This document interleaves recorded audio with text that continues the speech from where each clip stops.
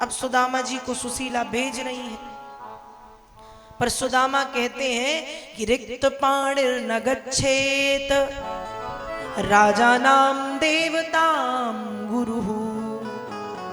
एक राजा के यहाँ, गुरु के यहाँ, देवता के घर और मित्र के घर खाली हाथ नहीं जाते। फिर कृष्ण तो कृष्णम वंदे जगत गुरुम, जगत के गुरु हैं, मित्र भी हैं, देवता भी हैं और द्वारिका के राजा भी हैं। मैं कृष्ण के यहाँ खाली हाथ कैसे जाऊं? तो देवी तुम्हारे घर में कुछ है जो मैं कृष्ण को भेंट स्वरूप ले जा करके दे सकूं? देखो, अब तक सुशीला कह रही थी कुछ नहीं है, अन्न का एक दाना नहीं है, और अब सुशीला कह रही है आपको क्या चाहिए? हमारे घर में सब कुछ है। तो झूठ बोल रही थी। भगवान के लिए यदि झूठ भी बोला जाए तो वो झूठ नहीं माना जाता। अब भैया, अर्थ का अनर्थ मत निकालना। कथा में अर्थ का अनर्थ निकालने वाले बहुत सारे लोग होते हैं। कहे हम तो अरे कथा में सुन के आए, झूठ बोलना चाहिए। नहीं बोलना चाहिए, बुरी बात है। लेकिन 8 परिस्थितियां ऐसी हैं जहां पर झूठ बोलने से झूठ झूठ नहीं होता। पहला, किसी बेटी का विवाह होना है, आपके पड़ोस में कोई बेटी है, उसे देखने वाले आए, आपसे पूछते हैं कि बच्ची कैसी है। आपको पता है कुछ कमी है गुणों में या कामकाज में या किसी भी उसमें, आपको लगे कि कुछ कमी है, तो जरूरी नहीं कि आप बताओ कि कुछ कमी है। यदि किसी बच्ची का घर आपके झूठ बोलने से बस रहा है तो झूठ बोल दो, वहां पाप नहीं है। यदि किसी बिटिया का घर बस रहा है आपके झूठ बोलने से, उसकी झूठी तारीफ करने से, तो कर दो, वहां दोष नहीं है। कोई कसाई गाय के पीछे पड़ा है, अब गौ माता गई पूर्व दिशा की ओर, कसाई ने आपसे पूछा गाय को देखा? या तो आप कह दो नहीं देखा, या कह दो हाँ देखा। वो पूछे किस दिशा में गई? आपने देखा कि गाय पूर्व में गई है, लेकिन पूर्व कहने की जरूरत नहीं है, कह दो दक्षिण में गई है, उत्तर में गई है, पश्चिम में गई है, पर पूर्व मत बोलो। गौ माता की रक्षा के लिए भी झूठ बोला जाता है, दोष नहीं लगता।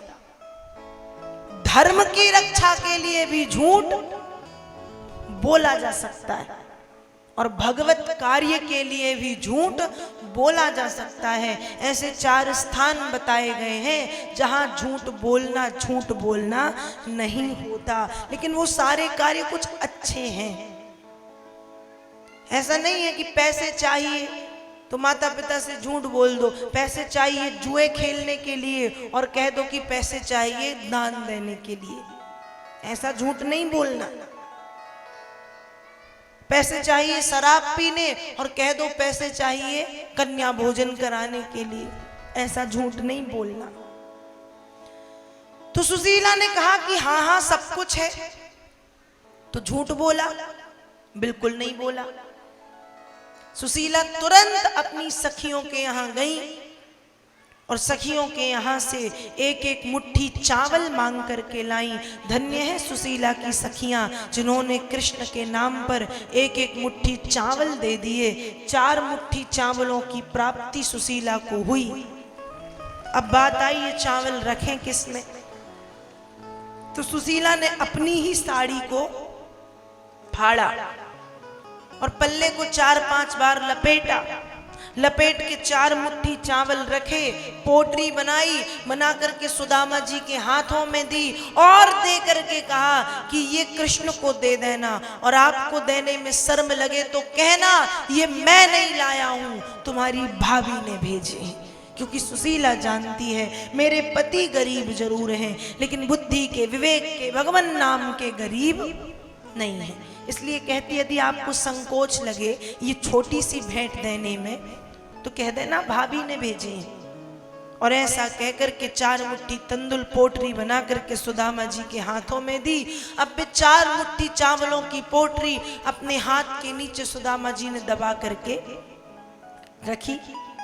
द्वारिका के लिए प्रस्थान किया। सुदामा को पता नहीं है कि द्वारिका की दिशा कौन सी है, पूर्व पश्चिम उत्तर दक्षिण, पर सुदामा कह रहे हैं कि यदि भगवान ने बुलाया है तो वही राह भी दिखाएंगे। और सुदामा चले जा रहे हैं। श्री कृष्ण गोविंद हरे मुरारी, हे नाथ नारायण वासुदेवा। श्री कृष्ण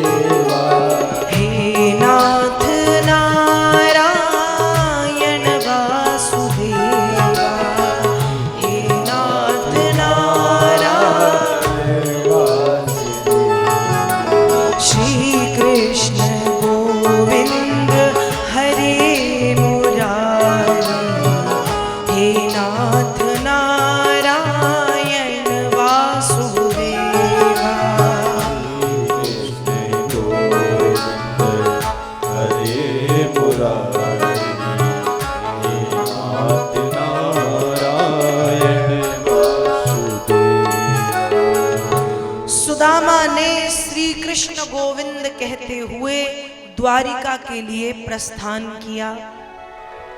अब जब द्वारिका के लिए प्रस्थान किया तो उठते गिरते गिरते उठते सुदामा चले जा रहे हैं। पैरों में जूते चप्पल नहीं है तो कांटे चुभ रहे हैं, कंकड़ गड़ रहे हैं, पथरीला रास्ता है, जंगली क्षेत्र है, फिर भी चले जा रहे हैं। हाथ पैरों में जो है झाड़ियों से टकरा रहे हैं, कांटे चुभ रहे हैं, फिर भी चले जा रहे हैं। कभी गिरते, कभी उठते, कभी उठते, कभी गिरते, कभी नाचते। नाच क्यों रहे हैं कि आज इतने वर्षों के बाद मैं मेरे मित्र से मिलूंगा, और कभी रोते कि प्रभु बड़े विलंब में बुलाया, ये दर्शन देने में बड़ी देरी कर दी गोविंद। ऐसा कहते हुए उठते बैठते सोते जागते नाचते चिल्लाते हंसते सब बिल्कुल मगन होते हुए सुदामा चले जा रहे हैं, चले जा रहे हैं। पैरों में कांटे चुभे, हाथों में कांटे चुभे, शरीर में झाड़ पेड़ टकरा रहे हैं, फिर भी सुदामा कृष्ण गोविंद हरे मुरारे नाथेति नामानि मुहुर वदंती कहते हुए चले जा रहे हैं। एक स्थान पर एक शेर आया, जंगल। अब शेर आया तो सुदामा के ऊपर शेर झपटा। जब सुदामा के ऊपर शेर झपट गया तो सुदामा डरे नहीं, क्योंकि सुदामा ने शेर में शेर देखा ही नहीं। सुदामा को लगा ये तो मेरा कन्हैया है, और दोनों हाथ फैला के शेर को बाहों में भर लिया। अब शेर भागा वहां से। क्यों? क्योंकि वो सोचता है कि लोग तो मुझे देख के दूर से भागते, ये कौन है जो भाग तो नहीं रहा, मुझे ही पकड़ लिया। ध्यान रखिएगा, भगवत भक्तों के शरीर से इतनी तीव्र किरणें निकलती हैं, या तो हिंसक अहिंसक बन जाते हैं या मार्ग छोड़ करके भाग जाते हैं। और वो शेर सुदामा का रास्ता छोड़ करके भाग गया। अब सुदामा फिर गिरत भूमि लटपटात, उठते गिरते गिरते उठते, श्री कृष्ण गोविंद हरे मुरारे, हे नाथ नारायण वासुदेवा, कहते हुए बस सुदामा चले जा रहे हैं, चले जा रहे हैं, चले जा रहे हैं। अब चलते चलते पता नहीं कितने दिन से भूखे प्यासे थे, बेहोश हो गए। द्वारिका में बैठे द्वारिकाधीश ये सब देख रहे थे, और जब द्वारिकाधीश ने देखा तुरंत माया को आदेश दिया कि सुदामा को उठाओ और उठा करके द्वारिका के बाहर ला करके छोड़ो। माया ने सुदामा को उठाया, द्वारिका के बाहर ला करके सुदामा जी को छोड़ दिया। अब सुदामा जी उठे, नेत्र खुले, चारों तरफ देखा कि कोई बहुत बड़ा नगर आ गया है। उस समय सुदामा लोगों से पूछते हैं कि भैया ये कौन सा नगर है। लोगों ने बताया ये द्वारिकापुरी है। अब सुदामा कहें कि अरे वाह, इतनी जल्दी द्वारिका आ गया। यदि मुझे पता होता कि द्वारिका इतने पास है तो मैं रोज सुबह आता और शाम को चला जाता, यदि मुझे ये पता होता। सुदामा भूल गए कि 7 दिन और 7 रातें लगी हैं आने में, और भगवान की माया ने मुझे यहां तक पहुंचाया है।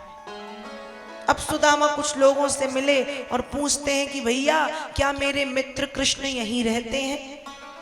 तो उन लोगों ने सुदामा को नीचे से ऊपर, ऊपर से नीचे तक कई कई बार देखा और सोचते हैं कि क्या इस दरिद्री के मित्र भी कृष्ण हो सकते हैं।